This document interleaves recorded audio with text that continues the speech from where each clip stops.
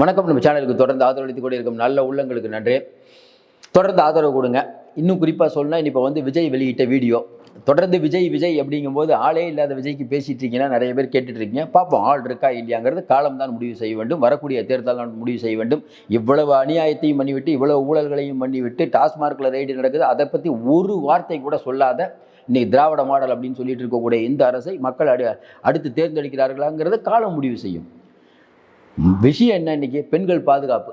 இன்னைக்கு விஜய் அவர்கள் முதல் தடவையாக திமுக கவர்மெண்ட்டை நம்ம தேர்ந்தெடுத்தோம், இந்த திமுக கவர்மெண்ட்டை நம்ம எல்லாரும் ஒன்று சேர்ந்து அகற்றணும் அப்படின்னு சொன்னதை இன்னைக்கு ஏற்கனவே ஒரு குடும்பம் சுரண்டுதுன்னு குடும்பம் தான் சொன்னார்.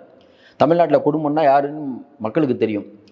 நேரடியாக திமுகவை நாம் தேர்ந்தெடுத்தோம், பெண்கள் பாதுகாப்பில் கோட்டை விட்டுட்டாங்கன்னு அவர் போட்ட வீடியோ அவங்களுக்கு தெரியும். விஜய் வீடியோ போட்டதுன்னா மறுபடியும் இப்போ என்ன திமுகக்கு என்ன பிரச்சனைனா, விஜய் ஜெயிக்க மாட்டாருங்க, ஆனால் ஆட்டத்தை கழிச்சு விட்டுருவாரு. நம்ம இந்த மாதிரி பண்ணுறோங்கிறத அண்ணாமலையோ சீமானோ இல்லை எடப்பாடி பழனிசாமியோ சொல்லாத இம்பேக்ட் விஜய் சொல்லும் போது வரும்.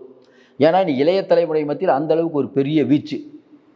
நேற்று நடந்த அந்த இஃப்தார் நோப்பில் நடைபெற்ற அந்த தள்ளுமுள்ளு பெரிய ரகலைக்கு யார் காரணம்? மாறி மாறி குற்றம் சாட்டும் டிவிக்கேவும் இந்த பக்கம் இருக்கக்கூடிய காவல்துறையும். என்ன நடந்தது? 1500 தான் அழைப்புதல், ஆனால் 2500 அடிச்சிட்டாங்க, அவங்க மேலே தான் தப்பு, டிவிகே மேலே தப்புன்னு அவங்க சொல்ல. இல்லை 2 கதவையும் திறந்து விட்டது இவங்க தான் இவங்க சொல்ல. அது ஒரு பெரிய கலைபுரம். புஷி ஆனந்திலேருந்து ஜான் ஆரோக்கியசாமியிலேருந்து ஒரிஜினா 3 பேர் அப்செட்டில் இருக்காங்க. இந்த ஒரு விஷயத்தை கூட சரியாக பண்ண முடியல. விக்கிரவாண்டியில் அவ்வளோ சூப்பராக நடத்திட்டாங்க, இந்த விஷயத்தை பண்ண முடியல. காவல்துறை அனுமதி கொடுக்கறதுக்கே ஒவ்வொரு விஷயத்துக்கும் லேட் ஆகுது. பரந்தூர்னாலும் கால கடந்து தான் கொடுக்குறாங்க. அதே போல் எந்த விஷயமா இருந்தாலும் அந்த இது ஆண்டு விழா நடத்துகிறோம், அதுக்கும் 1000 கட்டுப்பாடுகள். இப்போ இதுக்கும் 1000 கட்டுப்பாடுகள் கடைசி நேரத்தில் தான் கொடுத்தாங்கன்னு அவங்க ஒரு பெரிய விஷயம் சொல்கிறாங்க.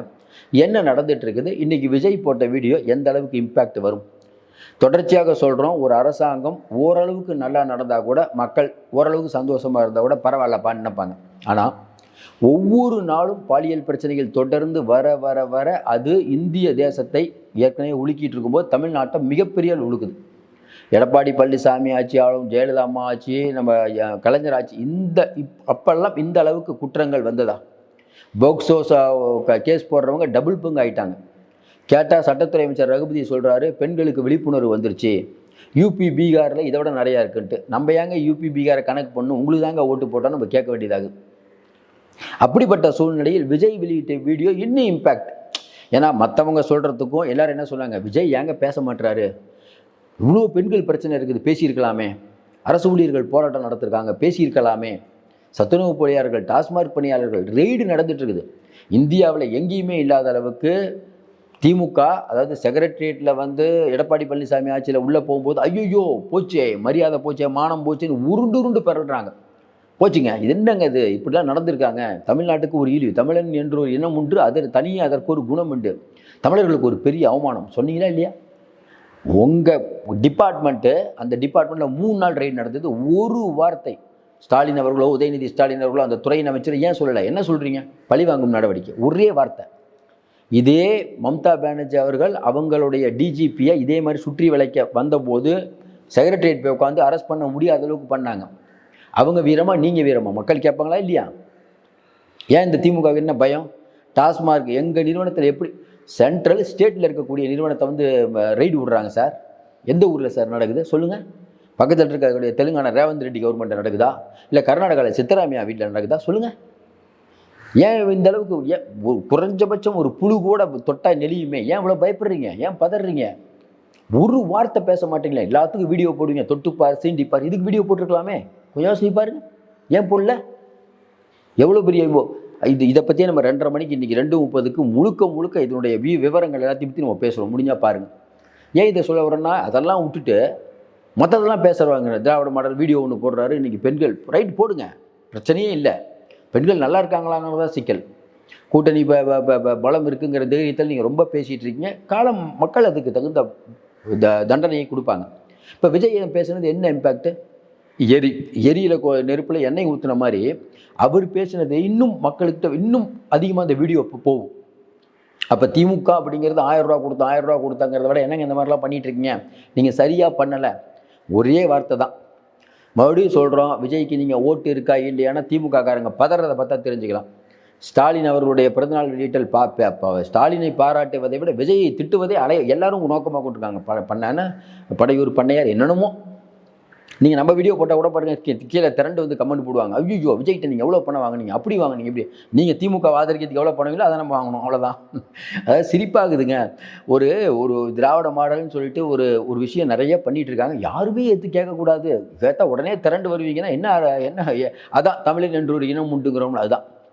நாமளும் தமிழர் தான், நமக்கும் அந்த உணர்வு இருக்குல்ல. தமிழ்நாடுல வீணா போதுங்கிறது கோபம் இருக்கும்ல, உங்களுக்கு உணர்வு இருக்கும் மாதிரி எல்லாத்துக்கும் இருக்கும்ல.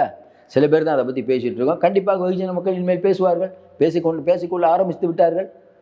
நேற்று அந்த இஃப்தார் நோம்பில் நடைபெற்ற சம்பவத்துக்கு என்ன பிரச்சனை? 1500 அழைப்புதல் தான் அடித்தோம் அப்படின்னு இவங்க சொல்கிறாங்க. இல்லை 2500 அடிச்சிட்டாங்கன்னு இவங்க சொல்கிறாங்க. அப்போ பவுன்சர்கள் வெளியில் பாருங்களேன், நிறையா இஸ்லாமிய அமைப்புகள் கோவப்படுறாங்க. அழைப்புதல் கொடுத்தவங்க உள்ளே போக முடியல, நிறைய பேர் உள்ளே வந்துட்டாங்க, திறந்து விட்டாங்க வாயில் கதவை. இதெல்லாம் யார் பொறுப்பு? இவங்களும் அவங்களும் மாறி மாறி பேசிகிட்டு இருக்காங்க.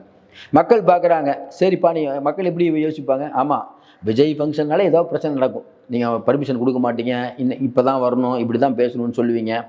மக்களுக்கும் தெரியும் யார் அடக்குமுறையை கையாண்டு கொண்டு இருக்கிறார்கள்ங்கிறது நாட்டு மக்களுக்கு நன்றாக தெரியும். இன்னும் குறிப்பாக சொல்லணும்னா, இந்த விஜயோடைய வீடியோ என்ன இம்பேக்ட் வரும்? நம்ம ஏற்கனவே சொல்கிற மாதிரி ஸ்டாலின் அவர்கள் போடுற வீடியோவை இவங்க பணம் கொடுத்து ப்ரமோட் பண்ணுவாங்க, மற்றவங்க வீடியோவை பணம் கொடுத்து ப்ரமோட் பண்ணுவாங்க. விஜய்க்கு பிரச்சனையே இல்லை, போட்ட உடனே பெரிய பிரச்சனை ஆகும், அது வைரல் ஆகும். இன்னும் குறிப்பாக சொல்லணுன்னா, ஏற்கனவே go back Modi, get out மோடின்னு இவங்க, அதுக்கப்புறம் கெட் அவுட் ஸ்டாலின் இவங்க 2 பேரும் போட்டுட்டு இருக்கும்போது டிவி கேப்பார் தமிழ்நாடுன்னு காசே கொடுக்காம விஜய் ரசிகர்கள் போயிட்டுருக்குது. அப்போ இன்றைக்கி இந்த இந்த இந்த நம்ம 3யுமே சரின்னு சொல்லலை, 3 தப்பு தான். மக்கள் பிரச்சனைகளுக்கு வராமல் நீங்கள் பாட்டுக்கு தனித்தனியாக பேசிகிட்டு இருக்கீங்க. காசு கொடுத்து இன்ஸ்டாகிராம் எக்ஸ் பக்கத்துலேயும் காசு கொடுத்து பெரிய அளவுக்கு லைக் வாங்குறீங்க. இதெல்லாம் தேவையா? மக்களுக்கு என்ன நிலைமையில் இருக்காங்க? திடீர்னு அண்ணாமலைக்கும் எடப்பாடிக்கும் சண்டை, அது ஒரு பக்கம் ஓடும். நிதி நிலைமை சரியில்லைங்கிற வார்த்தையை எந்தாவது ஒரு டிவியில் பெரிய டிபேட் மாதிரி வச்சுருக்காங்களே, ஏன் வைக்கல? டாஸ்மார்க் தலைமையகத்தில் இவ்வளோ பெரிய பிரச்சனை, விஜய் அதை பற்றி பேசியிருந்தால் பெரிய பிரச்சனை ஆயிரும். உண்மையிலே சொல்கிறோம், விஜய் அழுந்து பேசுகிறாருன்னு சொல்லுவோம். இன்னும் நிறைய விஷயம் விஜய் பேசணும், இந்த விஷயத்தை பேசுகிறார். இன்னும் அழுத்தமாக பேசக்கூடிய விஷயங்கள் எல்லாம் இருக்கிறது. எப்போ பேச போகிறாரு தெரியல, பேச வேண்டும். அதிமுக எடப்பாடி பழனிசாமி ஆகட்டும், அண்ணாமலை ஆகட்டும், சீமான்லேருந்து விஜயிலிருந்து யாருமே இந்த டாஸ்மார்க்கை பற்றி பேச மாட்டேறீங்க. டாஸ்மார்க்கில் ஹெட் குவார்ட்டர்ஸில் ரெய்டு நடக்குது. அப்போ எதை சொல்ல வராங்க?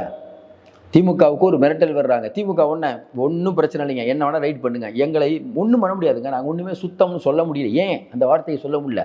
கேட்டால் பழிவாங்கும் நடவடிக்கை. நீங்கள் அதிமுகவை பிடிக்கும்போது அதிமுகர்கள் இதான் சொல்கிறாங்க. அதனால் இன்றைக்கி இருக்கக்கூடிய சூழ்நிலையில் மக்களுக்கு நன்றாக தெரியும், விஜயுடைய வீடியோ பல அதிர்வலைகளை ஏற்படுத்தி இருக்கிறது. நீங்கள் சொன்னாலும் சொல்லனாலும் இனிமேல் விஜயை தவிர்த்துட்டு தமிழ்நாட்டில் யாரும் அரசியல் பண்ண முடியாது, எழுதி வச்சுக்கோங்க. அதிமுக விஜயும் ஒன்று சேர்ந்தால் இப்போவே பயம், சேரக்கூடாதுன்னு நினைக்கிறாங்க. தனித்து விஜய் சொன்ன உடனே ஐயோ தனிச்சு நிற்கிறீங்களா, ரொம்ப சந்தோஷம்பா அப்படின்னு நினைக்கிறாங்க. காலம் மாறும், இன்னும் ஒன்றே வருஷம் இருக்குது. கடைசி நேரத்தில் கூட்டணி எல்லாம் பார்த்து 5 முனை போட்டியாக திமுக ஜெயிக்கக்கூடிய சூழ்நிலை வந்தால் எடப்பாடியும் ஒரு முடிவு எடுக்க மாட்டார், விஜய் ஒரு முடிவு எடுக்க மாட்டார். திமுக ஆட்சியில் அகற்றணுங்கிறதால விஜயோட நோக்கம், எடப்பாடி நோக்கம். ஒன்று சேர மாட்டார்கள் இவங்க நினைக்கிறாங்க. ஒன்று சேர்ந்தால் என்ன ஆகும் அப்படிங்கிறது திமுக தலைமைக்கு தெரியும். பொறுத்திருந்து பார்ப்போம். மீண்டும் சந்திப்போம். நன்றி, வணக்கம்.